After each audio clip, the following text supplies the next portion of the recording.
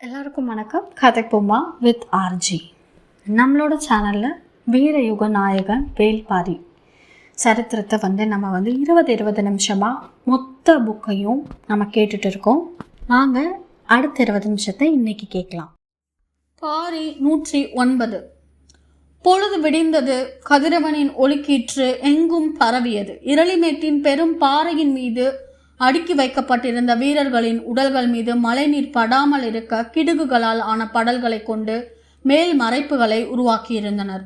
உடல்களின் தலைமாட்டில் பாரிகையன் உட்கார்ந்திருந்தார். வலது பக்க கீழ் திசையில் முருகன் ஆசான் இருந்தார். இடது கோடியில் ஆயுத பொறுப்பாளனான முதுவேலன் இருந்தான். இவர்கள் மூவரை தவிர மற்ற எல்லோரும் மலையை விட்டு கீழிறங்கி விட்டார்கள். வயதானவர்கள் இதனால் வரை போருக்கு தேவையான பணிகளை மட்டுமே செய்து கொண்டு இரளிமேட்டிலும் நாகக்கரட்டிலும் இருந்தனர். நேற்று மாலையோடு போர் முடிந்துவிட்டது. அதன் பிறகு நடக்கத் தொடங்கியது அழித்தொழிப்பு தான். அறம் பிறந்தவர்களை அழித்தொழிக்கும் அறச்சீற்றம்தான். அதில் யாவரும் பங்கெடுக்கலாம் என்பதால் வயதானவர்களும் கீழிறங்கினர். நேற்று தாக்குதலுக்கான சொற்களை பாரி அறிவித்த கணத்திலிருந்து பன்மடங்கு பணியாற்றினர் முதுவேலனும் முரியன் ஆசானும். பரம்பில் உள்ள அத்தனை பேரும் ஒரே நேரத்தில் கீழிறங்கி தாக்க வேண்டுமென்றால் அனைவரிடமும் போதுமான அளவுக்கு ஆயுதங்கள் இருக்க வேண்டும். யார் யார் எந்த பக்கம் போகிறார்கள், அவர்கள் தாக்க வேண்டிய எதிரிகளின் படை அமைப்பு எப்படி என்று பேசி முடிவெடுத்து ஆயுதங்களை கொடுத்து அனுப்பவெல்லாம் நேரமும் சூழலும் இல்லை.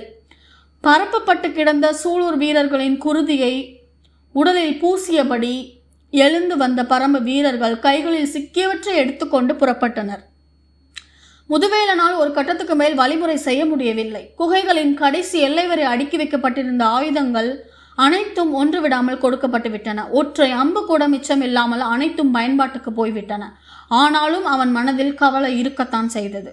இறங்கி தாக்க எதிரிகளை கூண்டோடு அழிக்கும் முடிவை பாரி சொன்னவுடன் தயங்கி நின்றவன் முதுவேலன் தான். அழித்தொழிப்போருக்காக மலையை விட்டு கீழே இறங்கிவிட்டால் வேலை முடிந்த பிறகுதான் திரும்பி வர முடியும். வேந்தர்களின் படையில் இப்போதைய நிலைமையில் 40,000 பேர் இருக்கக்கூடும். அவர்களை முழுமையாக அழித்தொழிக்கும் அளவுக்கு நம் வீரர்களின் கையில் போதுமான ஆயுதங்கள் இருக்க வேண்டும். ஆனால் நம்மிடம் வில் அம்பு மட்டுமே தேவையான அளவு இருக்கின்றன. இது போன்ற தாக்குதலில் அதிகம் பயன்படுபவை அருகில் இருந்து தாக்கும் ஆயுதங்கள் தான், குறிப்பாக வாள் வகைகள். அனைத்து வீரர்களும் ஒன்றுக்கும் மேற்பட்ட வகை ஆயுதங்களை வைத்துக்கொண்டு இறங்குவதுதான் சரியான நடவடிக்கையாகும்.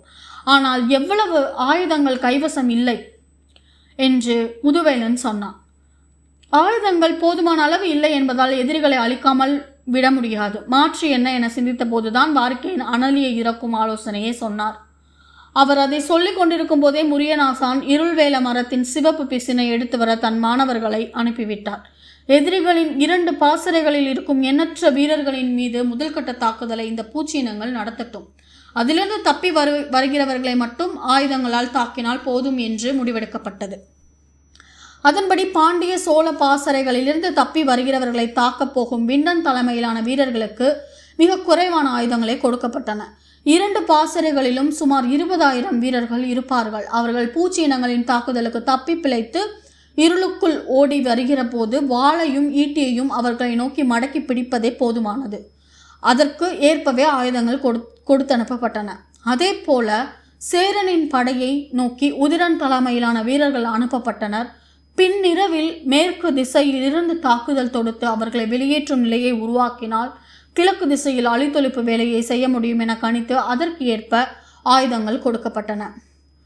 நடுவில் மூஞ்சல் நோக்கி சென்ற முடியன் தலைமையிலான குழுவுக்குத்தான் அனைத்து வகையான ஆயுதங்களும் தேவைப்பட்டன. மூவேந்தர்களை சுற்றி நிற்கும் சிறப்பு படைகளையும் நீலனை சிறைபிடித்து நிற்கும் கவச படையையும் எதிர்கொள்வதற்கான முழுமையான அளவு ஆயுதங்கள் அவர்களுக்கு தேவைப்பட்டன. ஆனாலும் அவ்வளவு ஆயுதங்கள் இல்லை. இரவாதனின் வீர மரணம் அந்த இரவில் ஆயுதங்களே இல்லாமல் கூட போரிடும் வலிமையை ஒவ்வொரு பரம்பு வீரனுக்கும் வழங்கியிருந்தது. எனவே முதுவேலன் என்ன கொடுக்கிறானோ அதை வாங்கி கொண்டு வீரர்கள் புறப்பட்டனர். எதிரிகள் மூஞ்சலில் சேகரித்து வைத்திருந்த நஞ்சின் வகைகளை பற்றி அளவன் மூலம் அறிந்திருந்த முரியனாசான் அதற்கான மாற்றை உருவாக்கியிருந்தார்.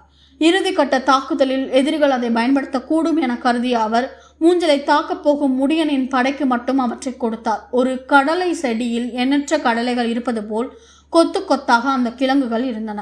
போகும்போதே அந்த சிறு கிழங்கை ஆளுக்கு ஒன்றெடுத்து வாயில் போட்டு கொள்ளுங்கள் என்றார். இதில் முதுவேலனையே வியக்க வைத்தவர்கள் திரையர்கள்தாம். இறங்கி தாக்க பாரி அனுமதி அளித்ததே போதும், எங்களுக்கு எந்த ஆயுதமும் தேவையில்லை என்று சொல்லி புறப்பட்டான் காளம்பன். ஆனால் முதுவேலன் அவர்களை மறித்து ஒவ்வொரு வீரனுக்கும் கேடயம் ஒன்றும் நடுவகை வாள் ஒன்றும் கொடுத்தனுப்பினான்.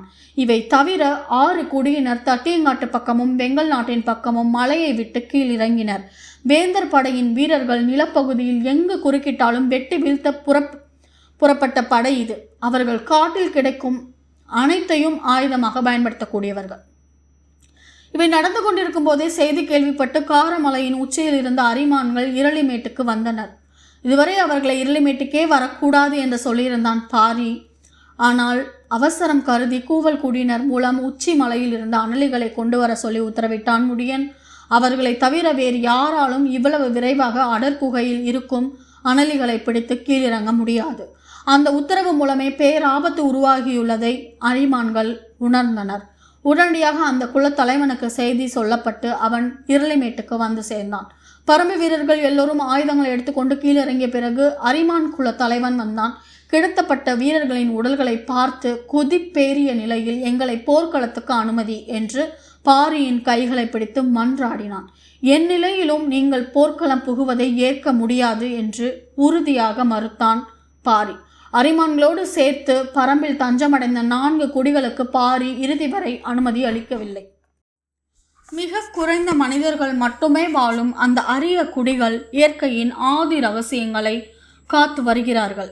இந்த போர் மனிதர்களுக்கு இடையே நடக்கிறது. இதில் நிகழும் எந்த ஒரு மரணமும் இயற்கைக்கு பாதிப்பை உருவாக்கிடாது. ஆனால் இந்த 4 குடிகளில் இருக்கும் ஒவ்வொரு மனிதனும் பச்சை மலை தொடருக்கும் அதில் உள்ள உயிரினங்களுக்கும் மிக முக்கிய பங்களிப்பை செய்கிறவர்கள். எனவே பாரி இறுதி வரை அனுமதி கொடுக்கவில்லை. அப்படி என்றால் இந்த போரில் எங்களுக்கு எந்த பங்கும் இல்லையா என கேட்டான் அரிமான் குல தலைவன். நீங்கள் எடுத்து வந்த அனலிகள் தான் இந்த போரில் முக்கிய பங்காற்றப் போகின்றன. அவற்றை நீங்களே எதிரிகளின் பாசறைக்கு சுற்றி கீழிறக்கிவிட்டு வாருங்கள். அது மட்டுமல்ல, இன்னொரு முக்கியமான பணியையும் உங்களுக்கு கொடுக்க போகிறேன் என்றான். என்ன என்று கேட்டான் அரிமான் குல தலைவன். நான் கீழிறங்கப் போகிறேன். நான் சென்ற பிறகு என் தோழன் கபிலனை அழைத்து சென்று பாதுகாத்து வைத்திருங்கள். சொல்லி முடித்த வேகத்தில் அந்த இடம் விட்டு அகன்றான் பாரி. அரிமான் குல தலைவனோ இந்த உரையாடலை சற்றே தொலைவிலிருந்து கேட்டுக்கொண்டிருந்த கபிலரோ பதில் ஏதும் சொல்வதற்கு எந்த இடமும் தரவில்லை. பாரி குகை விட்டு கீழிறங்கிய வேகத்தில் அவனோடு சிறு படை இணைந்தது. பாரிக்கான 6 வகை ஆயுதங்களையும் அந்த படை வீரர்கள் கைகளில் வைத்திருந்தனர். மூவேந்தர்களின் பாசறை தாக்குதலையும் மூஞ்சலில் நடக்கும் தாக்குதலையும் ஒருங்கிணைத்து செய்தியை பரிமாற கூவல்குடி வீரர்கள் உடனிருந்தனர். பாரி மலையை விட்டு கீழ் இறங்கும் போது மற்ற அனைவரும் தங்களுக்கான இடத்தை அடைந்து விட்டனர்.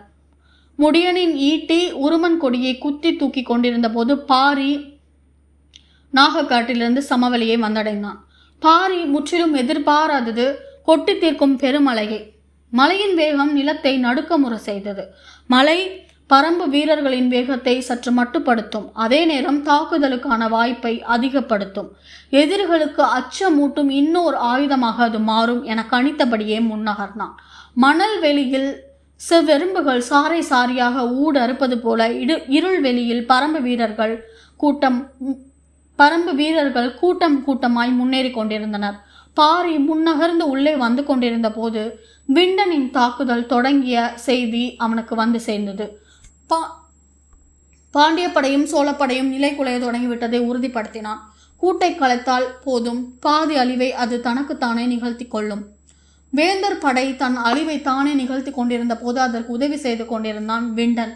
உதிரன் சேர பாசறையை சுற்றி நிலை கொண்ட செய்தியும் வந்தது. ஆனால் பாரி முற்றிலும் எதிர்பாராதது மூஞ்சலை வேந்தர்கள் கைவிடுவதற்கு வெகு நேரம் முன்னரே நீலனை இடம் மாற்றி விட்டார்கள் என்பது. முடியன் அனுப்பிய செய்தி பாரியை வந்தடைந்ததும் உடனடியாக மூஞ்சலை நோக்கி விரைந்தான். தப்பி வெளியேறி கொண்டிருக்கும் மூவேந்தர்களையும் தாக்கி அழிக்க பாய்ந்து சென்று கொண்டிருந்தான் முடியன். அவன் அவ்வாறு செய்துவிடக் கூடாது என்பதற்குத்தான் விரைந்து வந்தான் பாரி. உருமன் கொடியை கொன்றழித்த வேகத்தில் வேந்தர்களை கொன்றளிக்க விரைந்து கொண்டிருந்த முடியனை தடுத்து நிறுத்தினான் பாரி. நீலனை எந்த இடத்துக்கு கொண்டு போயுள்ளனர் என்பதை முதலில் தெரிந்து கொள்வோம். அதன் பிறகு வேந்தர்களை தாக்கி அழிப்போம் என்றான். பாரியின் சொல்லை ஏற்க முடியாமல் திணறியது முடியனின் மனம். ஆனாலும் நீலன் குறித்த சிந்தனை மனதை மாற்றியது. மழை கொட்டும் இந்த இரவில் நீலனை எங்கு கொண்டு போயிருப்பார், எங்கே போய் அறிய முடியும் என சிந்தித்து திகைத்து நின்றான் முடியன். சட்டென வேட்டூர் பழையனின் நினைவு வந்தது. அந்த கிழவன் இந்நேரம் இருந்திருந்தால் இந்த மண்ணின் ஒவ்வொரு அசைவையும் சொல்லிவிடுவார். மயூர் கிழாரை பற்றியும் வெங்கல் நாட்டை பற்றியும் அவரளவுக்கு தெரிந்தவர் யாரும் இல்லை. அவருக்கு அடுத்து இந்த நிலத்தை நன்கு அறிந்தவன் நீலன். அவனும் இல்லை என நினைத்த போது 6 ஊர்க்காரர்களை நினைவு வந்தது. உடனே வீரர்கள் சிலரை அழைத்து கொண்டு அவ்விடம் விரைந்தான். முடியனுடன் இருந்த பெரும் பகுதி வீரர்களோடு பாரி மூவேந்தர்களை பின்தொடர்ந்தான். பரம்பின் அனைத்து குடிகளும் இறங்கிவிட்டன. பாதுகாப்புக்கு எங்கே போவது என்று எனக்கு புரியவில்லை என்று கருங்கைவாணனிடம் மயூர் கிழார் புலம்பிக் கொண்டிருந்த போது அவர்களுக்கு பின்னால் தான் பாரி வந்து கொண்டிருந்தான். வெட்டி இறங்கும் மின்னல் ஒளியில் முன்னால் போகிறவர்களை பார்த்தபடி தாக்குதல் எதுவும் தொடுக்காமல் நிதானமாக வந்து கொண்டிருந்தான் பாரி. தன்னுடன் இருக்கும் படை வீரர்களுக்கு உத்தரவு கொடுத்தால் போதும், அடுத்த மின்னல் ஒளி பாய்ச்சும் போது முன்னால் போகிற எவனும் உயிரோடு மிஞ்ச மாட்டான். ஆனால் நீலனை பற்றிய உறுதியான செய்தியை தெரிந்து கொள்ளாமல் இவர்களை தாக்கினால் விளைவு கைமீறி போய்விட வாய்ப்புள்ளது என நினைத்தான். அந்த கணத்தில் அவனது மனம் தேக்கனை நினைத்தது. தனது கை கெட்டும் தொலைவில் மூவேந்தர்களும் அஞ்சி ஒடுங்கியபடி சென்று கொண்டிருக்கிறார்கள். தாக்க முடிவெடுத்தால் ஒருவன் கூட தப்ப முடியாது. ஆனால் நீலன் என்ன ஆவான்? வேந்தர்கள் கொல்லப்பட்ட பிறகு நீலனை உயிரோடு மீட்க முடியுமா என்ற குழப்பத்தில் தாக்க முடிவை தள்ளி போட்டபடி நகர்ந்தான் பாரி.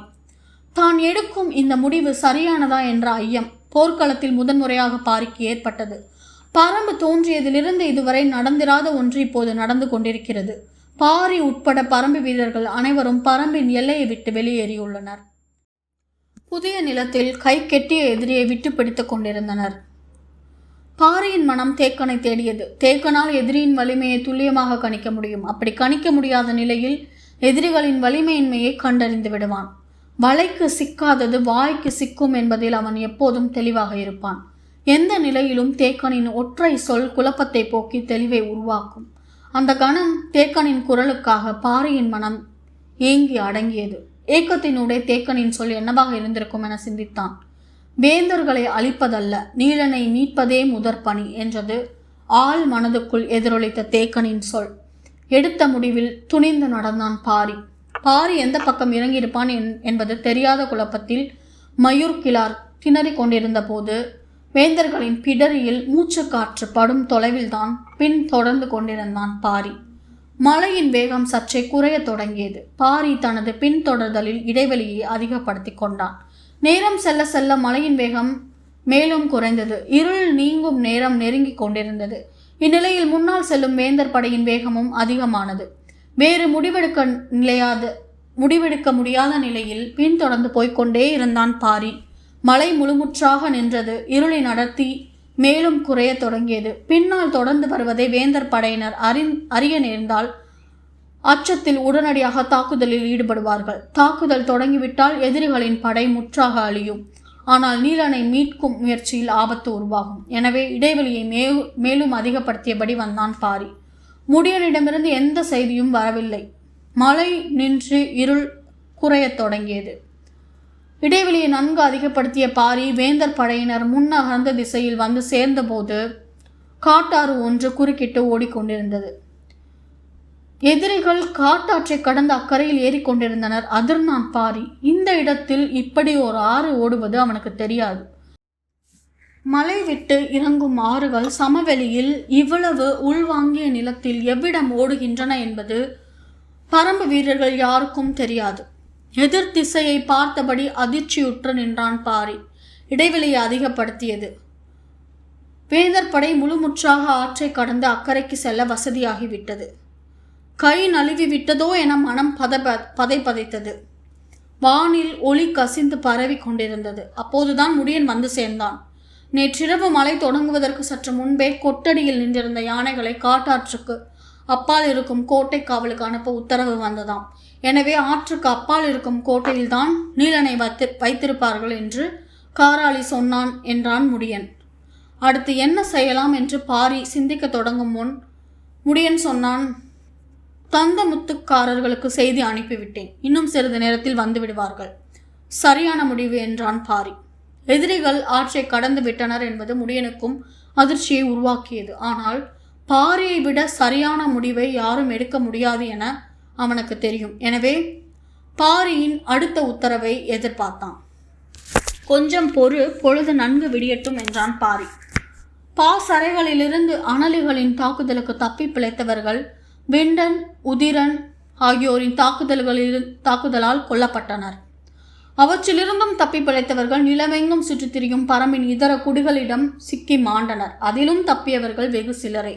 அவர்கள் கிழக்கு புறமாக நகர்ந்து ஆற்றை கடந்து அக்கறை ஏறினர்.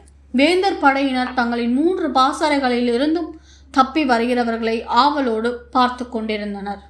ஆனால் மழை நின்றதும் நிலமெங்கும் மேலெழுந்தது கதறலின் பேரோசை. பகலின் 4ஆம் நாளிகை முடியும் போது ஒளியால் நிரம்பியிருந்தது நிலம். செவ்வரிமேட்டில் இருந்த வேந்தர்கள் எதிர்ப்புறத்தில் காட்டாற்றுக்கு அப்பால் ஆற்றை கடக்க முடியாமல் திணறியபடி நிற்கும் பரம்பு படையை முழுமையாக பார்த்தனர். இரவு முழுவதும் நடந்த தாக்குதலால் அச்சம் உறைந்திருந்தது. ஆனால் பகலின் ஒளி அச்சத்தை நீக்கத் தொடங்கியது. 3 பாசறைகளில் இருந்து பல்லாயிரம் பேர் கொன்று அழிக்கப்பட்டு விட்டனர். மிஞ்சி கரைக்கு வந்து சேர்ந்துள்ளவர்கள் சில 1000 பேர் மட்டும்தான். ஆனால் பரம்பு வீரர்கள் ஆற்றை கடக்க முடியாமல் நின்றது நம்பிக்கையை உருவாக்கியது. மலை மக்கள் ஆற்றினுள் கால் வைக்க அஞ்சுவார்கள் என்பதை கண்ணுக்கு முன்னால் பார்த்தபடி இருந்த கருங்கை வாணன் மயூர்கிழாரை பாராட்டினான். பேரழிவிலிருந்து தளபதிகள் மீண்டுள்ளனர். செவ்வரிமேட்டில் இருக்கும் வேந்தர் படை வீரர்களின் எண்ணிக்கை 8000 தாண்டாது. 1,40,000க்கும் மேற்பட்ட வீரர்களை கொண்ட படை இறுதியில் இவ்வளவுதான் மிஞ்சியுள்ளது. ஆனாலும் மயூர்கிழாரும் கருங்கைவாணனும் நம்பிக்கையோடு போய் வேந்தர்களிடம் சொன்னார்கள். எதிரிகள் ஆற்றை கடக்க வழியின்றி அக்கரையில் நிற்கிறார்கள். அது முக்கியமல்ல. அக்கரையில் நிற்பவர்களின் எண்ணிக்கையை பாருங்கள். சில 100 பேர் தான் இருப்பார்கள். எனவே இதற்கு மேல் நாம் பின்வாங்க வேண்டியதில்லை. நாம் நல்ல மேட்டு நிலத்தில் இருக்கிறோம். அவர்கள் ஆற்றை கடக்கும்போது இங்கிருந்து தாக்கினால் ஒருவனும் உயிர் தப்ப முடியாது என்றனர். இரவெல்லாம் பிழைத்தோடி வந்த அச்சம் எளிதில் மனம் விட்டு அகலவில்லை. ஆனாலும் ஆற்றை தாண்ட முடியாமல் தேங்கி நிற்கும் சிறு கூட்டத்தை பார்த்ததும் இயல்பாக மனதுக்குள் நம்பிக்கை உருவானது. முதன்முறையாக பரம்பு படை நிலப்பரப்பின் கீழ் நிலையிலும் வேந்தர் படை நிலப்பரப்பில் மேல் நிலையிலும் இருந்தனர். எப்படியும் அவர்கள் நீலனை காப்பாற்ற ஆற்றை கடக்க முயல்வர். அது அவர்களை முழுமுற்றாக அளிக்கும் வாய்ப்பை நமக்கு வழங்கும். எனவே இதை தவறவிடக் கூடாது என குலசேகர பாண்டியனுக்கு தோன்றியது. நம் படையணிகளை ஒழுங்குபடுத்திக் கொள் என்றார். முதல் நாள் இரவு நடந்த பேரழிவில் இருந்து மறுநாள் காலை மீண்டும் மேலேறியது வேந்தர் படை. பரம்பின் படை இவ்வளவு சிறியது என்பதை வேந்தர் படையின் ஒவ்வொரு வீரனும் முழுமையாக பார்த்தான். பழிவாங்கும் உணர்வும் சிறுத்திருக்கும் எதிரிகளின் கூட்டமும் அவர்களின் நம்பிக்கையை மேல் எழுப்பின. இரவெல்லாம் தாக்கி அழிக்கப்பட்டதனால் உருவான வெறி அவர்களை மூர்க்கம் கொள்ள வைத்தது. கருங்கை வாணன் உத்திகளை வகுத்தான். ஆற்றின் மேற்கு திசையில் அப்படியே நின்றிருந்தான் பாரி. நிலமெங்கும் இருந்த பரம்பு வீரர்கள் அனைவரும் ஆற்றங்கரைக்கு வந்து சேர்ந்தனர். இருள் வேட்டை முடிவுற்றது. பகலின் பாய்ச்சலுக்காக பாரியின் உத்தரவை எதிர்பார்த்து நின்றிருந்தனர். சிறிது நேரத்திற்கு பிறகு நெட்டீட்டுகளை வீசச் சொல் என்றான் பாரி. சொல்லி முடிக்கும் போது பரம்பின் ஈட்டிகள் ஆற்று நீருக்குள் எதிர்கரை வரை சரசரவென குத்தி இறங்கின. வெவ்வேறு இடங்களிலிருந்து 3 வரிசைகளாக போதிய இடைவெளியோடு ஈட்டிகள் எரியப்பட்டன. ஈட்டிகள் குத்தி நிற்பதை வைத்து நீரின் ஆழத்தை கவனித்தனர். எந்த இடத்தில் பள்ளம் அதிகமாக இருக்கிறது என்பது தெரிந்தது. அதற்கு முன்னும் பின்னுமாக சில ஈட்டிகளை எரிந்து ஆழமற்ற பகுதியையும் கண்டு கொண்டனர். ஈட்டிகள் இழுபடும் தன்மை கொண்டு நீரின் வேகம் அறிந்தனர். அடுத்து உள்ளிறங்குவதற்கு பாரி உத்தரவிடுவான் என எதிர்பார்த்து ஆற்றின் அருகில் போய் நின்றான் உதிரன். ஆனால் பாரி அதற்கு ஆயத்தமாக இல்லை. நீரில் இறங்கி அக்கறையை அடைந்து விடலாம். ஆனால் எதிரிகள் மேட்டின் மீது நிற்கிறார்கள். உயரத்திலிருந்து அவர்கள் தாக்குதல் தொடுத்தால் பரம்பின் பக்கம் இழப்புகள் அதிகமாகும். எனவே மாற்று வழியைத்தான் கண்டுபிடிக்க வேண்டும் என தோன்றியது. இந்த எண்ணம் தோன்றிய கணமே நேரம் அதிகமானால் நீலனை மீட்கும் வாய்ப்பு குறைந்து விடுமோ என்றும் தோன்றியது. வீரர்கள் அனைவரும் பாரி வந்துவிட்டதால் மீட்டே தீருவான் என்ற நம்பிக்கையோடு நின்றனர். அவர்களுக்கு எதிரில் ஓடும் ஆறோ உயர்ந்து நிற்கும் மேடோ ஒரு பொருட்டாகவே இல்லை. ஆனால் பாரிக்கு எல்லாம் பொருட்டாக இருந்தன. எந்த வீரனையும் இழந்துவிடக் கூடாது என்ற கவனம் நீலனின் மீதான சிந்தனையுமாக மனதை ஒருமுகப்படுத்தி கொண்டிருந்தான். அப்போது இடதுபுறம் வெகு தொலைவில் இருந்து கூவல் கூடினரின் ஓசை கேட்டது. என்னவென்று பார்த்தனர். தந்தமுத்துக்காரர்கள் 4 யானைகளோடு ஆற்றங்கரைக்கு வந்து நின்றனர். உள்ளே இறங்குவதற்கான அனுமதியை கேட்டது அந்த ஓசை. ஆற்றுக்குள் இறங்கு, ஆனால் அக்கறையில் ஏறாதே என்றது பாரியின் பதில். குறிப்போசை இங்கிருந்து எழுப்பப்பட்டது. இது நடந்து கொண்டிருந்த போது ஆற்றின் வலதுபுறத்தை கை காட்டி அங்கே பாருங்கள் என்றான் முடியன். ஒரு காத தொலைவில் ஒரு கூட்டம் ஆற்றுக்குள் இறங்கி அக்கறையை நோக்கி நடக்க தொடங்கியது. உற்று பார்த்துவிட்டு முடியன் சொன்னான், திரையர்கள் இறங்கிவிட்டார்கள். முடியன், உதிரன், விண்டன் மூவரும் பாரியிடம் சொன்னார்கள், இனியும் நாம் காலம் தாழ்த்த வேண்டாம். ஆற்றை கடந்து மேலேறும் போது நம்மில் சிலர் சாக வேண்டியிருக்கும். ஆனால் எதிரிகளால் வலுவான தாக்குதலை நடத்திவிட முடியாது. நம்முடைய வேகத்துக்கு அவர்களால் ஈடு கொடுக்க முடியாது. எனவே ஆற்றை கடக்க உத்தரவு தாருங்கள் என்றனர். பாரியிடமிருந்து பதிலேதும் இல்லை. மிக சில வீரர்களிடம் மட்டுமே குதிரை இருக்கிறது. மேட்டின் மீதிருந்து வீசப்படும் ஆயுதத்தின் வேகம் வலிமையானது. எதிரிகள் நாம் ஆற்றில் இறங்கியவுடன் தாக்குதலை தொடங்கி விடுவர். சில இடங்களில் கழுத்து வரை ஆழம் இருக்கும் பகுதியை நாம் கடந்தாக வேண்டும். அப்போது நம்மீது நடக்கும் தாக்குதலால் இழப்பு மிக அதிகமாகும் என்று சிந்தித்தபடி வேறு வழி பற்றி எண்ணங்களை செலுத்திக் கொண்டிருந்தான். வேந்தர் படையில் செவ்வரி மேட்டின் மேல் நின்றிருந்த தளபதி உசந்தன் இடதுபுறமாக ஆற்றை நோக்கி கை காட்டி, சிலர் ஆற்றை கடக்கிறார்கள் என்றான். எல்லோரின் பார்வையும் அங்கே போனது. 50-60 பேர் கொண்ட சிறு படை ஒன்று ஆற்றை கடந்து கொண்டிருந்தது. ஒருவன் கூட நமது கரையில் கால் வைக்கக்கூடாது, வெட்டி வீசுங்கள் என்றான் மயூர்கிழார். வீரர்களை அழைத்து கொண்டு உசந்தன் செல்ல ஆயத்தமான போது, நானே போகிறேன் என்று சொல்லி தனது படையோடு கருங்கைவாணன் விரைந்தான். எதிரி படைகளில் 200 பேர் கொண்ட படைப்பிரிவு திரையர்களை நோக்கி போவதை பாரி உள்ளிட்ட அனைவரும் மேற்கு கரையிலிருந்து பார்த்தபடி நின்றிருந்தனர். முடியன் மீண்டும் சொன்னான், காலம் தாழ்த்த வேண்டாம், உள்ளிறங்குவோம். பாரியின் கண்கள் ஆற்று நீரையே பார்த்து கொண்டிருந்தன. கரையோரத்தில் நீரின் எதிர் திசையில் சிற்றலைகள் எழும்பி அமுங்கின. என்ன இது என்று கவனித்த போது காற்று நீரின் மேல்தளத்தை சீவியபடி வீசியது. அதன் திசையையும் தன்மையும் உணர்ந்த பாரி, இது காற்றல்ல, காட்சி. இந்நேரம் நம்மில் யாராவது குளவன் திட்டில் இருந்திருக்க வேண்டும் என்று எண்ணிய கணத்தில் தலைக்கு மேல் எண்ணில் அடங்காத சுருளம்புகள் பறந்து கொண்டிருந்தன. எதிர் திசையில் செவ்வரி மேட்டின் உச்சியில் நின்றிருந்த வேந்தர் படையின் மீது கண்ணிமைக்கும் நேரத்தில் 100கணக்கான சுருளம்புகள் குத்தி இறங்கின. அதிர்ந்து திரும்பினான் பாரி. வெகு தொலைவில் சின்னதாய் தெரிந்தது குளவன் திட்டு. இகுலி கிழவன் உச்சியில் நின்று சிரிப்பது போல அவன் மனக்கண்ணில் தோன்றியது. எப்படி இவ்வளவு தொலைவில் என்று உதிரன் கேட்டபோது முடியன் சொன்னான், அவர்கள் 5 வயதிலேயே குறி தவறும் அம்புகளை எய்து முடித்து விடுவர். இது காட்சி. குளவன் திட்டில் எவ்விடமிருந்தும் வீசினாலும் அக்கறைக்கு கொண்டு போய் சேர்த்துவிடும் என்று சொல்லி முடிக்கும் முன் பாரியின் உருமல் காற்றையும் உலுக்கியது. இந்த சொல்லுக்காக காத்திருந்த பரம்பு படை காட்டாற்றுக்குள் பாய்ந்து இறங்கியது. வேந்தர் படையினர் சுருள் அம்புகளால் தாக்கப்பட்டு பின்னோக்கி ஓடத் தொடங்கிய போது பரம்பு படை ஆற்றை கடந்து கொண்டிருந்தது.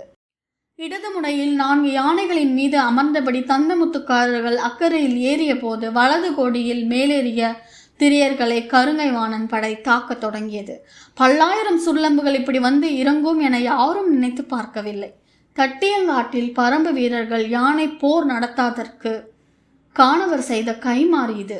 சுருள் அம்புகள் காற்றியால் தூக்கி வரப்பட்டதால் அவற்றின் வேகம் பல மடங்கு இருந்தது. செவ்வரிமேட்டின் முன்பகுதி சரிவில் நிறுத்தப்பட்டிருந்த வேந்தர் படை வீரர்கள் சுருள் அம்புகளுக்காகவே அணிவகுத்து நிறுத்தப்பட்டது போல் நின்றிருந்தனர். நினைத்து பார்க்க முடியாத இந்த தாக்குதலால் வேந்தர் படை சிதறியது. காற்றியின் தாக்குதலுக்கு சற்று முன்னதாக கருங்கைவாணன் இடதுபுறம் ஆற்றில் இறங்கிய எதிரிகளை கொன்றளிக்க போய் சேர்ந்தான்.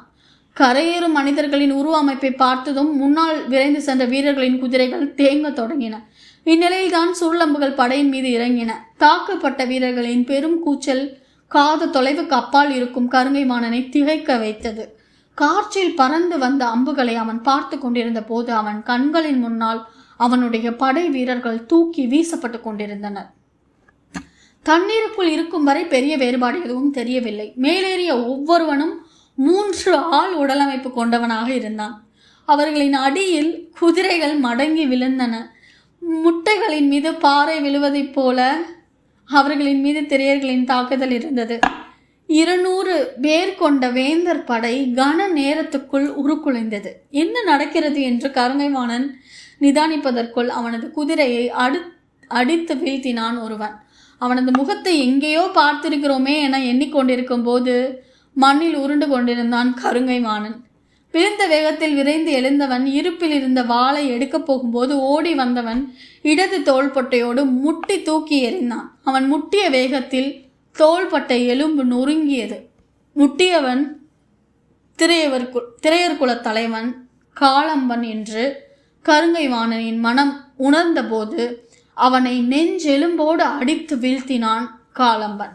யானையின் தாக்குதலுக்கு இணையானதாக இருந்தது அந்த அடி.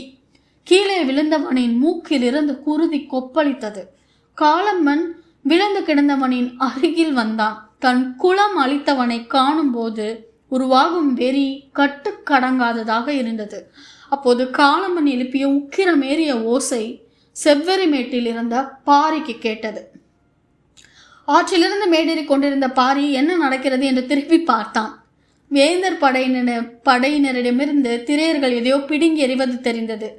எதிரிகளின் ஆயுதங்களை பிடுங்கி எறிகிறார்களோ என்று ஒரு கணம் தோன்றியது. அவை ஆயுதங்கள் அல்ல, பீத்து எறியப்படும் மனித உறுப்புகள். இதோட பரம்பு மலையின் நாயகன், இயற்கையின் நண்பன் வேள்பாரியோட நம்ம பண்ணிகிட்ருக்கிற பயணத்தை, இன்னைக்கான பயணத்தை இதோடு நம்ம முடிச்சுக்கலாம். நாளைக்கு மேற்கொண்டு ஆரம்பிக்கலாம். இந்த பதிவு உங்களுக்கு பயனுள்ளதாக இருந்துச்சுன்னா கதைப்போமா வித் ஆர்ஜி சேனலை லைக் பண்ணுங்கள், ஷேர் பண்ணுங்கள், கமெண்ட் பண்ணுங்கள், கண்டிப்பாக சப்ஸ்கிரைப் பண்ணுங்கள். தேங்க்யூ.